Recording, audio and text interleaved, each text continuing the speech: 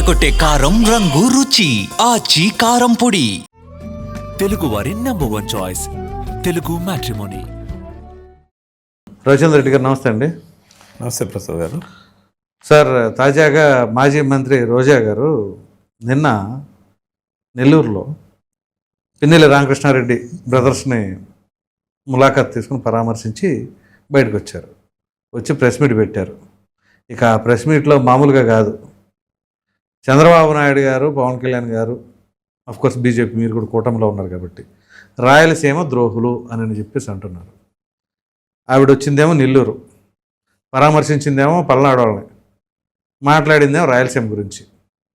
ఏంటి అసలు రాయలసీమ ద్రోహులు అంటే? మరి వాళ్ళు అధికారంలో ఉండగా బ్రహ్మాండంగా చేశారా? ముఖ్యంగా రోజా గారు ఎక్కడికి వెళ్ళినా రాజకీయం మాట్లాడాలి. బహుశా రాజకీయ నాయకురాలుగానే ఆమె ఫ్రంట్ లైన్లో ఉంటారు కాబట్టి, ఒకవేళ జబర్దస్త్ లాంటి ప్రోగ్రామ్స్ చేసినా, మనం ఇంకోటి చేసినా కూడా సినిమా యాక్టర్ కింద ఆమె దాదాపుగా సైడ్ లైన్ అయినట్టే లెక్క. కాబట్టి రాజకీయపరమైన స్టేట్మెంట్లు ఇవ్వడానికి ఆమెకు ఉండే ఉత్సాహం అంతా ఇంత కాదు. ముఖ్యంగా మీడియాని చూస్తే రెచ్చిపోద్ది. అవునా? 100%. లేదంటే మీడియాని పిలిచి మరీ రెచ్చిపోద్ది. సో ఈ కన్వీనియన్స్ ఆమె దగ్గర ఉంది. ఎందుకంటే అంతకుముందు మనం మామూలుగా మన సౌకర్యం కోసం కాకపోయినా అనేక దగ్గరలో వెంకటేశ్వర స్వామి మందిరాలు ఉంటాయి. సో భక్తులందరికీ స్వామివారి మందిరాలు వీధిలోనో 4 వీధులకు ఒకటో అలా ప్రతి ఊర్లలో కూడా ఉంటుంది. మనం మహా అయితే ఓ శనివారం కుదిరితే నెలకు 2 సార్లు 3 సార్లు మనం మందిరాలకు పోవడం అలవాటు. కానీ ఆమెకున్న ఎమ్మెల్యే మంత్రి కేటగిరీని ఉపయోగించుకుని తిరుమల శ్రీవారి దర్శనానికి ప్రతి వారం వెళ్ళేటప్పుడు చాలా మందిని తీసుకెళ్లేది. పోనీలే పుణ్యం అనుకుంటే పర్లేదు, కానీ వేరే కోణం ఉంటేనే తప్పవుద్ది. కానీ దాని లోతుల్లోకి నేను పోకపోయినప్పటికీ రోజా గారు తిరుమల దర్శనానికి వచ్చిన ప్రతి వారం శనివారం కావచ్చు, లేకపోతే ఒక్కొక్కసారి బై ఛాన్స్ మిస్ అయితే మరుసటి శనివారం వచ్చినప్పుడైనా కావచ్చు, ప్రెస్ను పిలిచి అక్కడి నుంచి రాజకీయ విమర్శలు చేసేది. నేను దాన్ని పార్టీలో ఇంటర్నల్ గా ఉన్నప్పుడు మా మీడియా విభాగాన్ని హెచ్చరించేవాడిని. ముఖ్యంగా నేనేం అడిగేవాడిని అంటే, కొండ మీద నుంచి మరీ వివాదాస్పదమైన వ్యాఖ్యలు చాలా ఘాటుగా, కొంచెం ఎబ్బెట్టుగా కూడా ఉంటున్నాయి.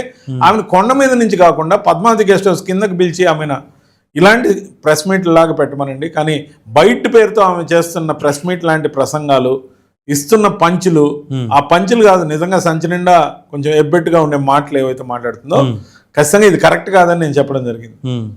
ఆ రోజు నా మాట పెద్దగా లెక్క చేయలే ఎవరు. ఎందుకంటే ఒకవేళ నేను మంచి పొజిషన్లో ఉన్నప్పటికి కూడా ఆ రాజకీయానికి ఉపయోగపడుతుంది, జగన్మోహన్ రెడ్డి గారికి పనికొచ్చే అంశాలే మాట్లాడుతుంది, విమర్శల్లో ఘాటు ఉంటే జగన్మోహన్ రెడ్డి గారికి నచ్చుతుందని అప్పట్లో ఉన్న మీడియా విభాగం కూడా పట్టించుకోలే. ఓకే, సరే, నా ప్రయత్నం నేను చేశా. కానీ ఆ లక్షణం ఏ రోజుకి ఆమెకు పోవట్ల. ఇప్పుడు ఎక్కడి నుంచి చేసినా, తిరుపతికి వచ్చినా లేకపోతే ఒక ధర్నాలో పార్టిసిపేట్ చేసినా, she want to capture maximum mileage అనమాట. ఆ మైలేజ్ కోసం ప్రెస్ ఎక్కడుందో చూసి కెమెరాలకు కరెక్ట్ గా కనపడే విధంగా, వినబడే విధంగా పెద్దగా నినాదాలు, తిరుమలలో కూడా, తిరుపతిలో కూడా వేరే వాళ్ళని ఉద్దేశించి ఆడం కూడా అంటాం, ఇలాంటివన్నీ కూడా మనం విజువల్స్ లో చూస్తుంటాం. ఇవన్నీ కొంచెం ఎబ్బెట్టుగా అనిపిస్తాయి. ఒక మహిళ డీసెంట్ గా, డిగ్నిఫైడ్ గా వ్యాఖ్య చేస్తే దాంట్లో స్టబర్న్ గా ఏదైతే ప్రజల పక్షంలో నిలబడినట్టు ఉండాల్సింది. ఆమెకి జనాకర్షణ ఉంది. ఎందుకంటే నేను గమనించా, ఆమె ఎక్కడికన్నా వస్తే మహిళా యాక్టర్గా ఆమెను చూడడానికి దాదాపుగా జనం బాగా, మహిళలు పెద్ద సంఖ్యలో గుమ్ముకోవడం ఆత్మకూరు బై ఎలక్షన్ సందర్భంగా నేను తిరిగినప్పుడు గతంలో చూసా.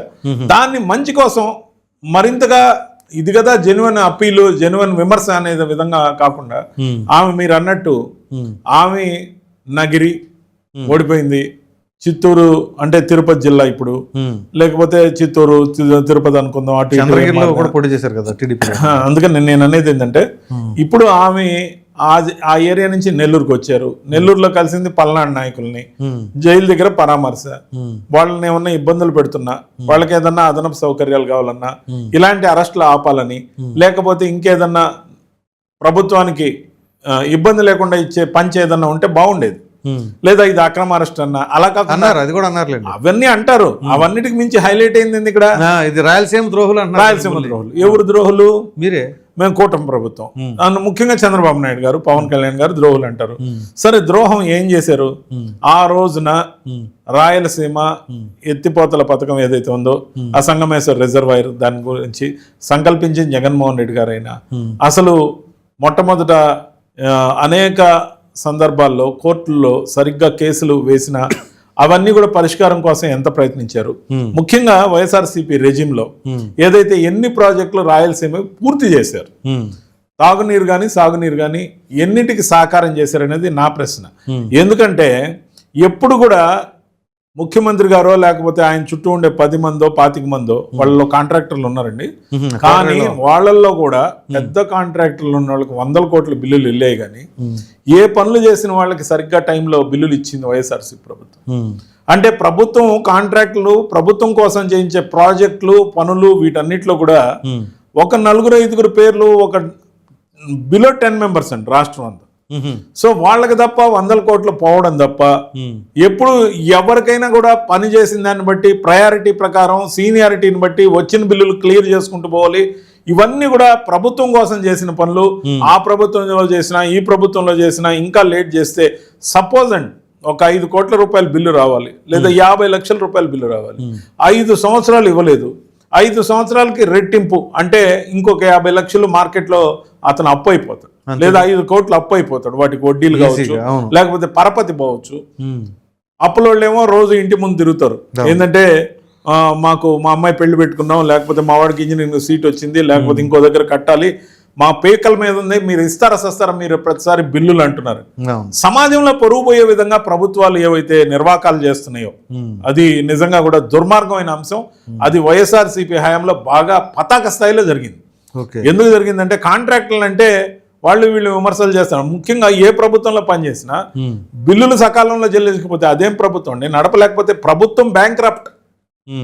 మా దగ్గర డబ్బులు లేవన్నా ఎందుకు పనులు చేయిస్తారు? మరి అంతే కదా, మీరు మీ ఇంట్లో పనులు చేయించుకోలే, ప్రభుత్వం పనులు చేయించుకోవాలి. ప్రభుత్వం కాంట్రాక్టర్ మధ్యలో గవర్నమెంట్ ఇంజనీర్స్ అగ్రిమెంట్లు సైన్ చేశారు. ఆ అగ్రిమెంట్ల ప్రకారం టైంకి షెడ్యూల్ ప్రకారం కానీ సరైన రీజన్ లేకుండా కొంచెం లేట్ అయినా కాంట్రాక్ట్ని బ్లాక్ లిస్ట్లో పెడతారు. ఈ ప్రభుత్వాన్ని బ్లాక్ లిస్ట్లో పెడతారా? ఈ ప్రభుత్వం బ్యాంక్రప్ట్ అయిపోయిందని ఎంతమంది ఆవేదన మీ చెవి దాకా వచ్చింది? ఎంతమందో ఉసురు వైఎస్ఆర్సీపీకి తగిలింది. ముఖ్యంగా ఇది మన ప్రభుత్వాన్ని నమ్ముకున్న తర్వాత జగనన్న కాలనీలో ఇళ్లు కట్టిన, గడప గడపగానే ప్రోగ్రాంలో కొన్ని రోడ్లు వేసిన, గ్రామ సచివాలయాలు నిర్మించిన, ముఖ్యంగా కమ్యూనిటీ సెంటర్లని హెల్త్ సెంటర్లు నిర్మించిన చాలా మంది కార్యకర్తలు మన ప్రభుత్వం కదా చిన్న చిన్న పనులను చేశారు. వాళ్ళకు కూడా డబ్బులు ఇవ్వలేదు. అంటే పనులు చేయించుకో వాళ్ళ ఇంట్లో డబ్బులతో చేస్తే మనం మాత్రం క్రెడిట్ తీసుకుందాం అంటే ఇది క్రెడిట్ చోరీ. ఇది క్రెడిట్ చోరీ. మేము అన్ని దగ్గరలో ఇది నిర్మించాం అది నిర్మించారు, కానీ మీరు వాళ్ళందరికీ డబ్బులు ఇచ్చారా? ఎవరి పెట్టుబడితో ఎవరు ఏ పని చేయించారు ఆ పని చేసిన వాళ్ళకి డబ్బులు ఇవ్వకుండా క్రెడిట్ మాత్రం మీరు తీసుకుంటే ఎంతవరకు కరెక్ట్? సో ఇలాంటి ఉసురు తగిలింది కాబట్టి ఇక మీదట సంయమనం పాటించాలి. రోజా గారు మాట్లాడేటప్పుడు రాయలసీమ ద్రోహులు అన్నదానికి గతంలో రాయలసీమ వాళ్ళకి ఎందుకు నీళ్లు ఇవ్వలేదు, దాంతోపాటు కోర్టు కేసులు ఎన్నింటినీ పరిష్కారం వైపు తీసుకెళ్లారు, ట్రిబ్యునల్స్ లో ఎంత సమర్థవంతంగా వాదనలు వినిపించారు, అన్నమయ్య డ్యామ్ ప్రాజెక్ట్ తెలంగాణలో అన్నమయ్య ప్రాజెక్టు కొట్టుకుపోయినప్పుడు నిర్వాసితుల్ని ఎంత వేగంగా ఆదుకున్నారు. అసలు ఆ విధంగా గండ్లు పడుతుంటే అసలు ఆ ప్రాజెక్ట్ లో ప్రాణ నష్టం పెద్ద ఎత్తున జరగలేదు కాబట్టి సరిపోయింది. కానీ పెద్ద ఎత్తున జరిగి ఊళ్ళకు కొట్టుకుపోయి ఉంటే పరిస్థితి ఏంటి? మరీ ముఖ్యంగా ఇలాంటివన్నీ ప్రశ్నించాల్సిన అవసరం వస్తుంది. కాబట్టి రాయలసీమకి కొత్తగా తెచ్చిన ప్రాజెక్టులని ఎన్ని ప్రాజెక్టులకు నీళ్ళు ఇచ్చారు గణాంకాలతో రోజా గారు డిబేట్కి వస్తే నేను కూర్చోవాలనుకుంటున్నాను. ఓకే, ఖచ్చితంగా రెడీ. సరే చూద్దాం రోజా గారు, మరి ఈ మీరు ఏదైతే ఇప్పుడు మాట్లాడారో చూసిన తర్వాతైనా సరే ఓపెన్గా వస్తానంటే బ్రహ్మాండం, కావాలంటే నేనే తీసుకుంటాను, ఇద్దరిని ఓపెన్గా కూర్చోబెట్టారు లైవ్ తీసుకుందాం.